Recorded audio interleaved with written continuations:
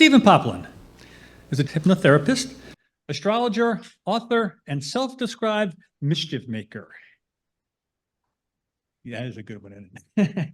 He's the author of Inner Journeys, Cosmic Sojourns, 2 volumes of life, transforming stories, adventures, and messages from his experiences as a spiritual hypnotherapist. And we have his books out here on the table. Focusing on philosophy and comparative religions, Stephen has studied at universities in the United States and Europe. His professional specialties are focused upon personal and social improvement through self-awareness, spiritual understanding, and internal dynamic motivation. Stephen is currently working on a book on utopia. Please welcome Stephen Poplin. Hey there. Thank you. Thank you, Jack. Nice to be here. And nice to see other people here in Zoom land, too. I see Matt and Steve and Kathy. Good. Yeah, nice. Hopefully the program has been going well. And hopefully right now, techno talk. I hope I'm clear. You can hear me. You can see me. Any thumbs up? Okay, good. All right. And if I can, I'm going to go ahead and start sharing because we don't have a lot of time. And Ecclesiastes could keep us busy for a while.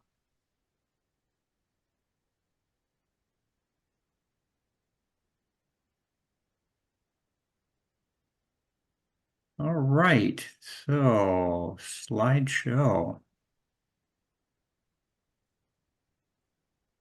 Oh my goodness, I wonder if this is all going to show up.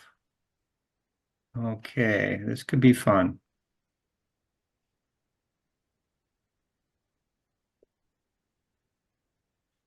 Okay, so Ecclesiastes, the wisdom of ancient King Solomon. And this is a portrait here by the artist named Simeon. You know, just many great images of King Solomon.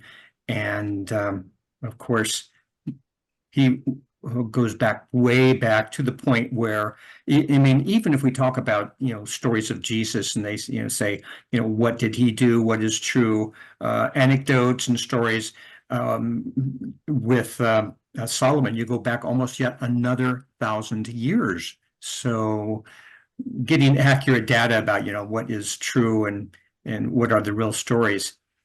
So in Ecclesiastes, the Greek term Ecclesiastes means preacher, derived from the word ecclesia, translated assembly or congregation in the New Testament. And I'm reminded of the Spanish word iglesia, meaning church. Solomon is referred to in the Bible as teacher, preacher, philosopher, and wise king in various translations. I see that some of my images are being cut off here, and what can I say? King Solomon, the myths, stories, and legends of Solomon, from miraculous wise man to, and this is a quote, probably a fictional character given credit for biblical passages composed of various sources. And so then what's the truth? Again, from what I have seen, what I have studied here, 10th century BCE, perhaps between like 950, 930 BCE, which to us astrologers, that was the age of Aries, fire sign, initiating things, and a rebooting of culture around the world. You can go back perhaps yet another 1,000 years prior to that. Or if you listen to Edgar Cayce, you can go much further back talking about the Egyptian cultures. But really, it's just myths and legends when you go back so far.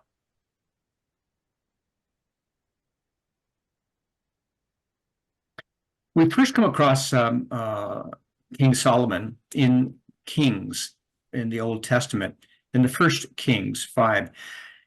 And we hear that right after Solomon has been made king after David died, his father, King David, then he asks for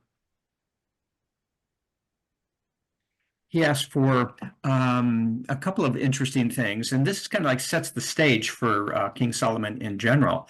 So he was out in a temple before he made, by the way, before he had built his own Solomon's temple. That comes a little bit later after this. And he has a dream, and he asks the Lord, you know, how he may do his job ever closer in his ideals. And so the Lord appeared to Solomon in a dream by night, and God said, "Ask what I shall give thee." And it says, "O Lord my God, thou hast made thy servant king instead of David my father, who we know who has passed away. And I am but a little child. I know not how to go out or come in. Give thy servant, therefore, an understanding heart to judge thy people, that I may discern between good and evil. For who is able to judge this, thy great people?" And God, of course, was very pleased with this particular wish. He says, "You could have asked for great wealth, you could have asked for a mighty army, but you asked for understanding, you asked for wisdom. And so, yes, I will give you that wisdom and more. I will prolong your life. I will make you rich. You will have a great life." He may not have said it that way, but that's pretty much what he answered and offered. Here is, again, one of the very first things, still in First Kings, in the third chapter, 16 through 28. One of the first things that we find him doing is a show of that wisdom and the famous story called the Judgment of Solomon, in which there were two harlots. And I must admit, I didn't know that when I first came across the story, but there it is in the Hebrew Bible. Two harlots living in the same building. They had sons within 3 days of each other. And one woman, while sleeping, turns over and smothers her child underneath her. She's shocked with that, dismayed, but as an evil woman, she gets up, she takes her dead child, takes it over to the other woman, places it there, and steals the live boy. In the morning, the mother, looks at this dead child, in her bed, it looks at him and says, "No, this is not my son. Doesn't look the same. The other woman stole my child." And bickering and fighting, and of course it came towards King Solomon. And he says, "Okay, tell me your stories." And they talk about, "It's mine. No, it's mine." And then the fight ensues. And he immediately says, "Bring me a sword. And to be fair, I will give each of you, half of the child. We will cut the child in half." And one woman says, "Oh, yes, that is very fair. Then both of us will have nothing." And the actual mother then says, "Oh, please do not do that. Even let this other woman have the child, but spare his life." And immediately King Solomon said, "Okay, yes, you are the real mother. You care about this child, even if it were not to live with you. So here, I give you your child back." And again, the famous story, and it was celebrated and copied basically by other cultures as far away as China, India, in the centuries after this, with the changing of the stories, but again, a sign of that early wisdom of King Solomon. The interfaith Solomon, and this is from Kings chapter 3. And I mentioned this because, of course, we're talking about the fellowship, the interfaith church. I see that, a portion of this, I believe, of my page is missing from the bottoms, but I'm here to read it for you. "And Solomon became allied to Pharaoh, king of Egypt, by marriage, and took Pharaoh's daughter. and brought her into the city of David until he had made an end of building his own house and the house of the Lord and the wall of Jerusalem round about. Solomon had many wives, as many know. Many of these women came from other cultures with other gods and beliefs. There are stories that Solomon had temples and shrines from other religions built. Stephen, I would say that that is fair-minded and accepting, but many devout and fanatical Jews in the ensuing centuries never forgave him for that. Blasphemy and abomination. Negative stories began to appear. And this is where it goes quite interesting in the Bible. I remember reading it years ago and seeing that there are different voices in the Bible, and that some things, even in Ecclesiastes, as well as in Proverbs, Kings, there seems to be some editing going on. Other people, adding some different things. For instance, here in Ecclesiastes, in the seventh chapter, it says, "See," this is 27. "See, this is what I found, says the teacher." By the way, that's almost a giveaway because the rest of it is like he says this in the first person. This is now in the third person, and so this makes me suspicious. "Adding one thing to another to find the sum, which my mind has sought repeatedly, but I have not found. One man among 1,000 I have found who is wise, but a woman among all these I have not found." Pretty patriarchal, pretty, much putting down the women. And yes, I have read this in a couple of different places in the Bible. And I would imagine that a scribe 100 years later, maybe hundreds of years later, a type who wants others to listen to him, but they do not, writes or scribes his rantings and opinions under the name of Solomon. And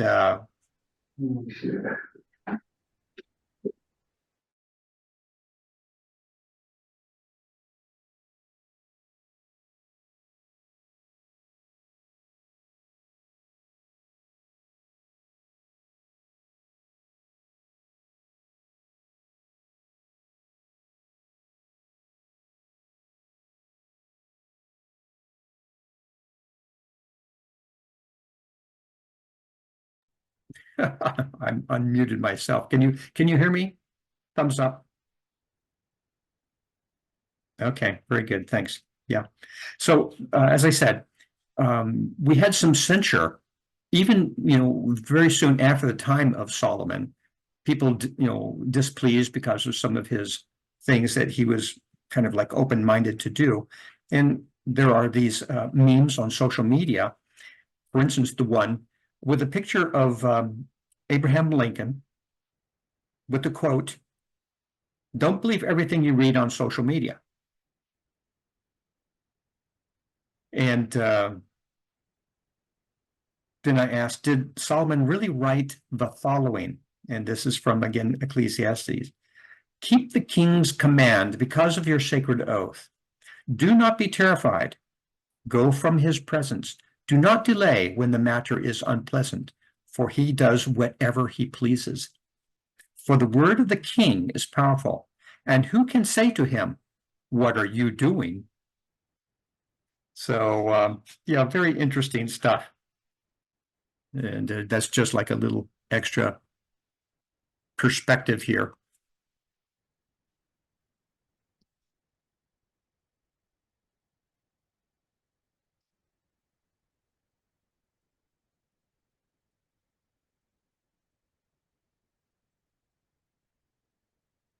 Technical stuff.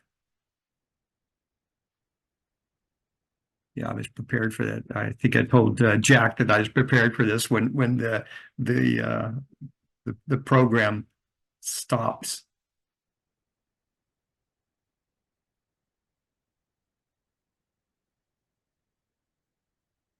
But I've got a backup. maybe that was some blasphemy that I was sharing, and I have been stopped by the Lord. We will see.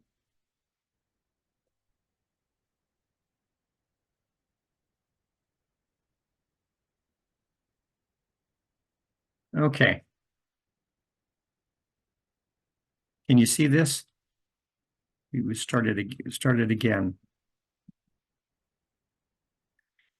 Okay, I see. I get more of the images here. Very good. So one of the famous things for King Solomon, vanity, vanity, vanity, all is vanity. And interestingly enough, the word vanity is used in at least 3 ways, according to scholars. In each case, it looks at the nature of man's many activities under the sun as, number 1, fleeting, which has in view the vapor-like or transitory nature of life. Futile or meaningless, which focuses on the cursed condition of the universe and the debilitating effects it has on man's earthly experience. And then the third option here, incomprehensible or enigmatic, which gives consideration to life's unanswerable questions. Solomon draws upon all 3 meanings in Ecclesiastes. So vanities. I'm using, by the way, the New Revised Standard Bible with the Apocrypha. And so here we have vanities, fleeting life, chasing the wind. A generation goes and a generation comes, but the earth remains forever. Therefore, there is nothing new under the sun. And then I write here, Solomon, one of the authors, having already stated that not everything I'm reading here in the Bible sounds like it's coming from Solomon, but how do I know? You know, this is like 3,000 years later, but it's some suspicious writing. I said to myself, says Solomon, come now, I will make a test of pleasure. Enjoy yourself. But again, this was also vanity.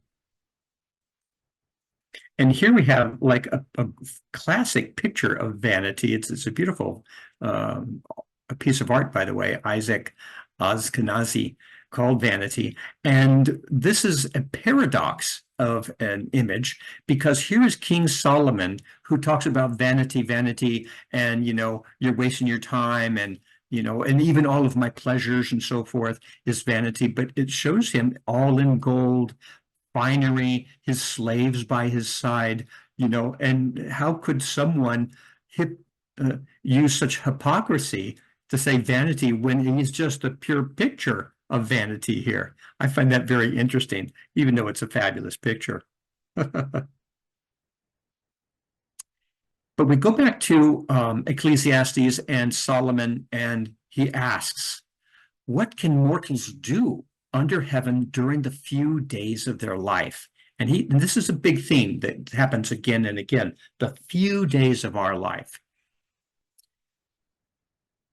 I made great works. I built houses and planted vineyards for myself. I made myself gardens and parks and planted in them all kinds of fruit trees. I made myself pools from which to water the forest of growing trees. I bought male and female slaves and had slaves who were born in my house.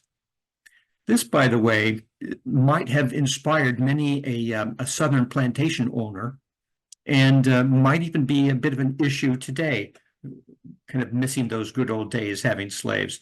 But I interject. I also had great possessions of herds and flocks, more than any who had been before me in Jerusalem. I also gathered for myself silver and gold and the treasure of kings and of the provinces. I got singers, both men and women, and delights of the flesh, and many concubines. Oh, did he have many concubines? So I became great and surpassed all who were before me in Jerusalem. Also my wisdom remained with me. Whatever my eyes desired, I did not keep from them. I kept my heart from no pleasure, for my heart found pleasure in all my toil, and this was my reward for all of my toil. Then I considered all that my hands had done and the toil I had spent in doing it, and again all was vanity and a chasing after wind, and there was nothing to be gained under the sun. And I think Jack and I can agree it would be really nice to actually have the opportunity to have such wealth and fortune, and then we can make our conclusions about what is vanity. But one of the big things here that it shows up in Proverbs many times, as well as throughout Ecclesiastes, is death. And Solomon realized that all will die equally, the wise and foolish. So what? He said. He obsessed on this and turned to despair. A little bit of overthinking, perhaps. And some who read this consider it the realization of disillusion, loss, and death. And I think at this point, Solomon is knocking on the same door as Buddha, who also was born rich in a royal family and could enjoy anything and everything. Buddha came probably, maybe 4 or 5 centuries afterwards. Solomon looked at the living and the dead and despaired. All of our work, accomplishments, hopes, and dreams were gone in the grave. This was his great dilemma: the passage of time, fleeting moments, and then everything that you have done is gone. But then, right after him lamenting all of that, that leads us into the great and famous passage in Ecclesiastes 3. For everything there is a season and a time for every matter under heaven. Reminds me of a song. And that famous passage we all know, and it has turned indeed into a song. But then after that, he goes on and he says, moving away from despair, I know that there is nothing better for them than to be happy and enjoy themselves as long as they live. Moreover, it is God's gift that all should eat and drink and take pleasure in all their toil.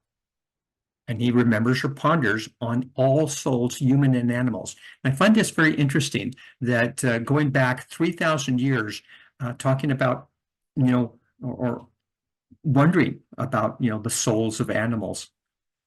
I said in my heart with regard to human beings that God is testing them to show that they are but animals. For the fate of humans and the fate of animals is the same. As one dies, so dies the other. They all have the same breath, and humans have no advantage over the animals, for all is vanity. All go to one place. All are from the dust, and all turn to dust again. Who knows whether the human spirit goes upward and the spirit of animals goes downward to the earth? So I saw that there is nothing better than that all should enjoy their work, for that is their lot. Who can bring them to see what will be after them? I must admit, very wise and refreshing to see that. And so he talks about, of course, then building the temple, and that will keep us busy. And the temple has many different reasons, coming up with the design, the plan, your plan, all of our individual plans, and keeping at it and step by step building our own temples.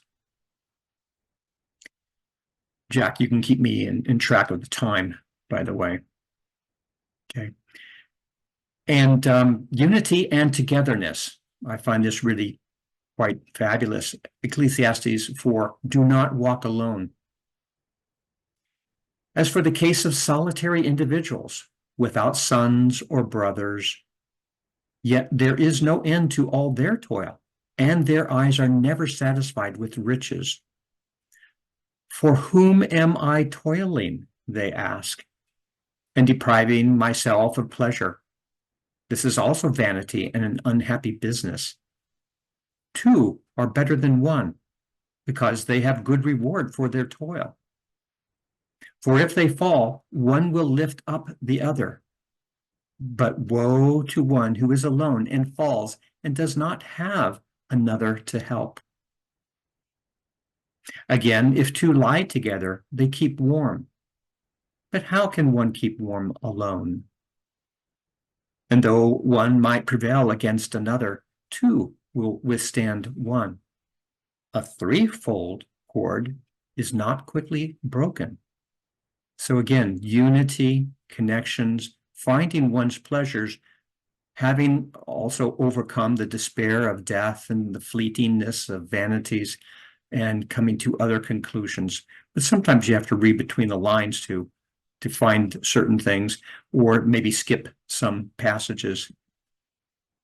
And that's bringing me kind to a classic philosophical perspective of finding the middle way. So this is some wisdom for our time and election year 2024. Ecclesiastes 7.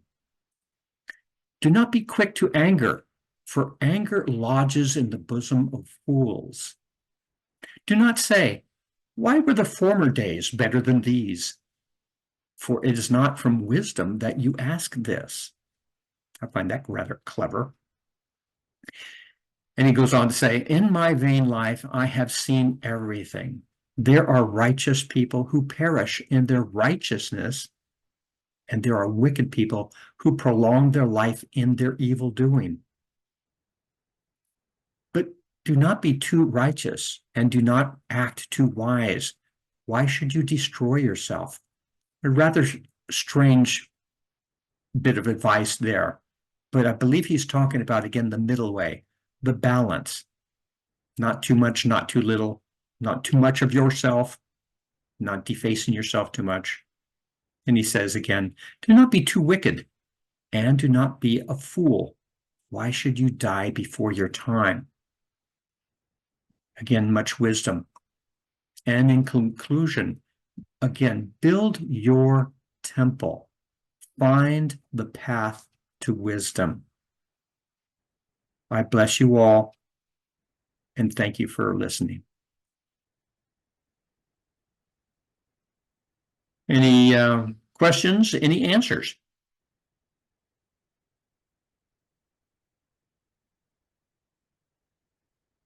You can raise your hands on the screen, or somebody like Jack or someone else can be an MC. And if there's any questions at all. Inviting all his foreign wives to build in the temple. And in my youth, I thought, gee, that's very ecumenical. It sounds like a good idea. And then decades later, I was researching rabbinical sources and extra-biblical apocryphal writings and the Dead Sea Scrolls, and I discovered that the reason it was objectionable was because not so much the Egyptian, they may have gotten idols to summon demons to have idols speak through them, but the other countries were involved in child sacrifice, temple prostitution, and a whole lot of other things. And I think if you look into those sources, you'll discover why the Jews were upset, and still would be, I'm sure, as any church today would if that were being done. Thank you. We still have a couple minutes. Another question? Well, Stephen, apparently you have thoroughly satisfied our hunger for, one. Would come up, please. Stephen, thanks for the talk. Can you give us any astrological information that pertains to right now? Any astrological information that pertains to this day or this month? Oh, what's happening at this time in springtime 2024? Yes. Oh, good. There is a tempest in a teapot. That's what's happening right now. And when I was there a month ago, I was talking about the positive use of the energies of the conjunction of Jupiter and Uranus. And we had, I think, a pretty nice little workshop there, exactly on the day of the conjunction, which was April 20th. And with positive thoughts, positive affirmations that one can give oneself as well as to give to other people, and to use the high-mindedness of Jupiter, number one, of philosophy, universities, greater perspectives, a greater divine sense of justice on one side, and then it's aligned with planet Uranus, which is about definition, choosing sides, coming up with either this or that, because that is what Uranus wishes. Is it hot? Is it cold? Are we in? Are we out? It wants definition, and oftentimes it would move or want to aid the underdog. So those are just the energies, the dynamics in general. And those two planets, you know, this whole springtime, March, April, May, side by side, and one can look around internationally in the news and you can see, you know, protests and people, you know, in the country called Georgia, they're standing up against Russian influence, and of course the universities in the United States as well as abroad. It's all happening, but it may also be happening in individual groups and groupings, such as in a temple or in a church, in a small group, in a committee, in an association. Those two energies are still there, you know, spreading equally out, and it depends on the dynamics, it depends on the personalities and whose buttons are pushed, you know. And then if it's more of a sense of righteousness, or, oh, that shouldn't have been done, or that was wrong, or we have to defend the little guy, or whatever, if it turns really into a larger sense of, you know, I will right the wrongs. And remember now, I was just talking about Solomon, where he says, you know, let's find that balance, not too much, not too little. Remember that there's a lot of vanity going on, and vanity is like things are fleeting, they change, and we can have some important perspectives, and it's really good to stand up for one's beliefs, but recognize that this too shall pass. And so here's yet another quote here to conclude with this. This is from Ecclesiastes 9. Again, I saw that under the sun, the race is not to the swift, nor the battle to the strong, nor bread to the wise, nor riches to the intelligent, nor favor to the skillful, but time and chance happen to them all. For no one can anticipate the time of disaster. Like fish taken in a cruel net, and like birds caught in a snare, so mortals are snared at a time of calamity when it suddenly falls upon them. And my final words of hope for us all. This is now from Proverbs 16. Gray hair is a crown of glory. It is gained in a righteous life.